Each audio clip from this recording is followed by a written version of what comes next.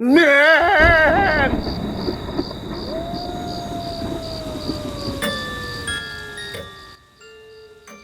Welcome, tarot card readers. April here on Tarot and Witchery with another installment of my Scary Tarot Card series. I have 8 cards in this series, 8 videos. Check them all out. These cards are cards that I'm calling scary, but really they're just thematic elements in them that are more challenging. A lot of times these cards sort of trip us up when they come in a reading. Maybe you're new to tarot. Even if you've been reading for a while, I'm interested in your feedback on what I have to say about these. These are just ideas for dealing with these cards when they come up in a reading. I'm going to give you lots of examples of these cards and working with them, as well as questions that you can ask yourself when these cards come up. So you may want to get a piece of paper and a pen to write down anything that interests you. In the meantime, let's get to it. You may have guessed what the scary tarot card is from the thumbnail. Ouch. Today we take a look at the 9 of Swords. If you haven't watched the 8 of Swords video, you may want to go back and do that because again, it's about progressing energies. In the 8 of Swords, we were confused by outside influences and old ideas. And here is basically a reckoning that happens. Before I jump into this card, let me know down below in the comments what your favorite 9 of Swords is in what deck and why. Yeah, so here, typical Rider-Waite rendition of this. Mine's the original tarot. It's super shiny and beautiful. Love this tarot. You see this person, they're like sitting, it almost looks like a sarcophagus to me. And is that water, or is that just sweat? I think maybe it's just sweat that's on the sarcophagus that they're laying on. Like they're using this sarcophagus as their place of rest, of their bed. And then all these swords in the background, and you can see their hand is covering their face. And it is an uncomfortable place to be in. In the New Vision Tarot, we have the view from the other side. Not much has changed, although it looks like they actually have a pad on here instead of just sleeping. Maybe that is a pad on there.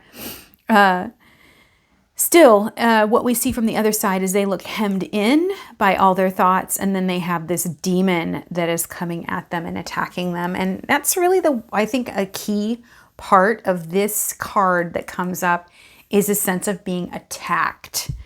A sense that you just don't know what the heck is going on. You're absolutely swirling in a myriad of thoughts. You're completely overwhelmed. And extricating yourself from that it almost feels impossible because the weight of everything that is on your mind is so powerful. Chris Ann's Lightseer Tarot here. You see her again. They have the nod to the bed, like the bed that you're sleeping in, what you've made for yourself. And it's got all of these crows up above, and she's tired. She's like outside in this. Is this like dreams? Is this nightmares? You know, who knows? But again, she's hemmed in. How about this one? Ouch. How's this one for fun? 9 of Swords in the 5th Spirit Tarot.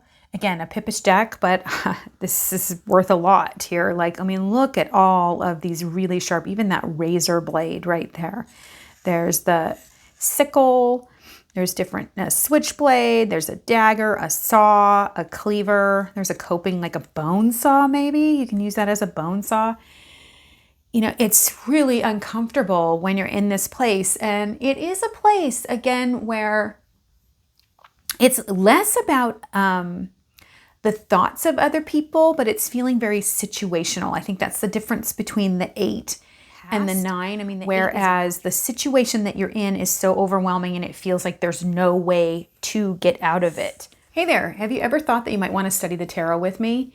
If so, then you may want to sign up for my newsletter down below. It is infrequent, but I do give course updates when I drop them, and I also give out free spreads when I send out my newsletter. So if this sparks your interest, go ahead and click the link below in the description box. Out of it. We've got this one here from the Abyss Tarot. She just looks like she's having a horrible nightmare with these hands reaching out. She's just sweaty, daggers all around. You know, some good questions to ask yourself when you're in this place is, what decisions have I made along the way to this that created doubt within myself? Because this is a place of really doubting yourself. So how did self-doubt creep in? It didn't just show up on your doorstep. There were decisions that you made one by one along the way in this situation that you're looking at that created self-doubt. And so look at those. Take some time to really pick those apart and say, way back when I made this choice, I had a little bit, let's just use relationships because that's the easiest one. Yeah, it was kind of a red flag. Nah, I just kind of ignored it, right? And then I moved on and I wasn't feeling comfortable and I really didn't assert myself in that situation. And I created a dynamic with this person or this situation. Whatever it is, go through one by one and look at how you cultivated self-doubt to get to this place. How's that for horrific? So here we have, it shows this eye coming down, this eye spider just with this single eye staring.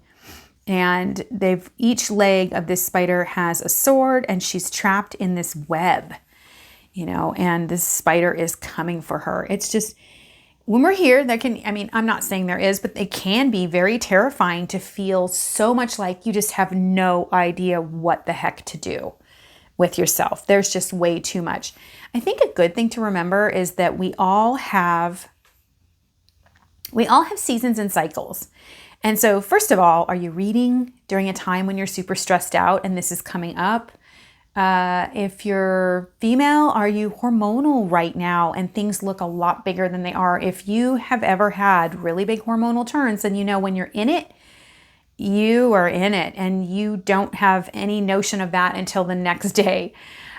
We all have cycles within ourselves, cycles within our life, and recognizing that is something that can help bring equilibrium, because if you feel completely trapped or out of control or like you don't know your way out and your mind is just absolutely driving you crazy with the thoughts that you have, then you can realize that there's going to be a different day. You're going to have a different day. It didn't come to stay, it came to pass, is what they always say in stories. And in those days, it came to pass. Things don't stay, they come to pass. So just remembering that nothing lasts forever is can be very, very empowering.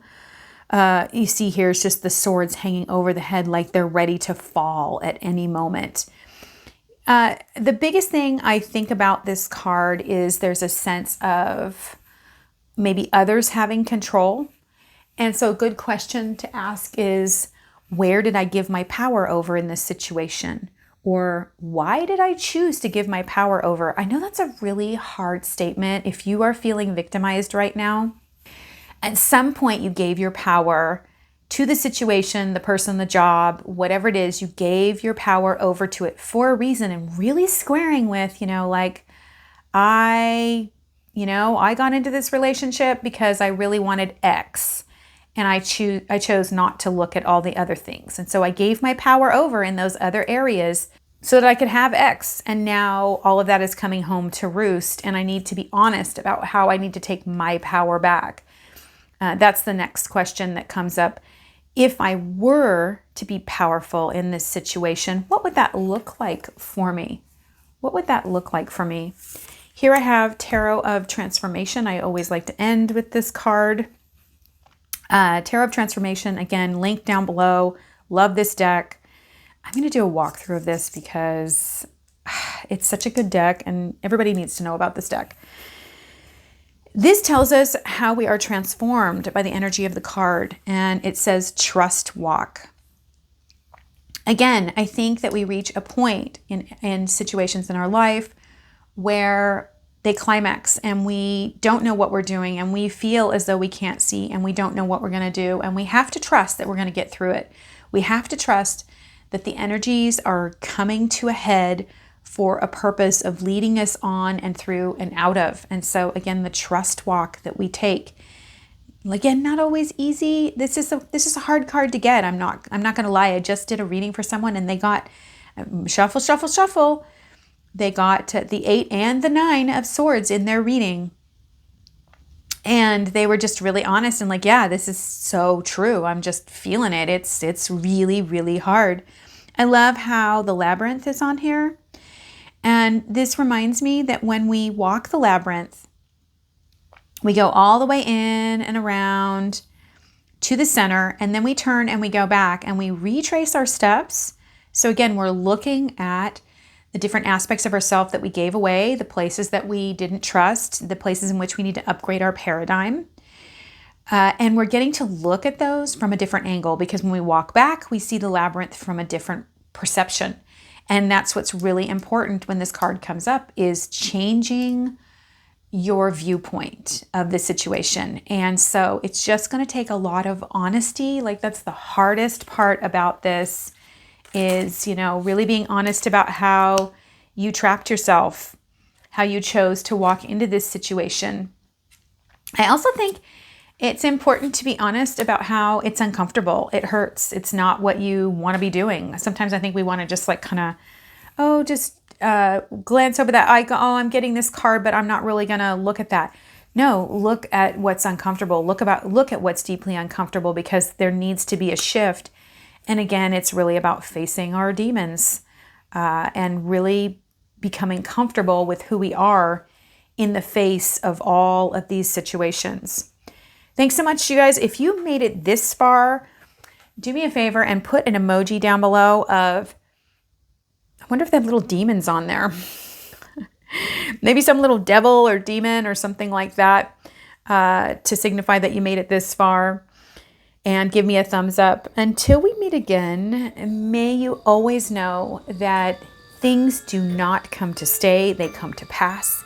This is just a moment in time, and you're going to be stronger and better for it if you can only turn towards yourself and have faith in the process.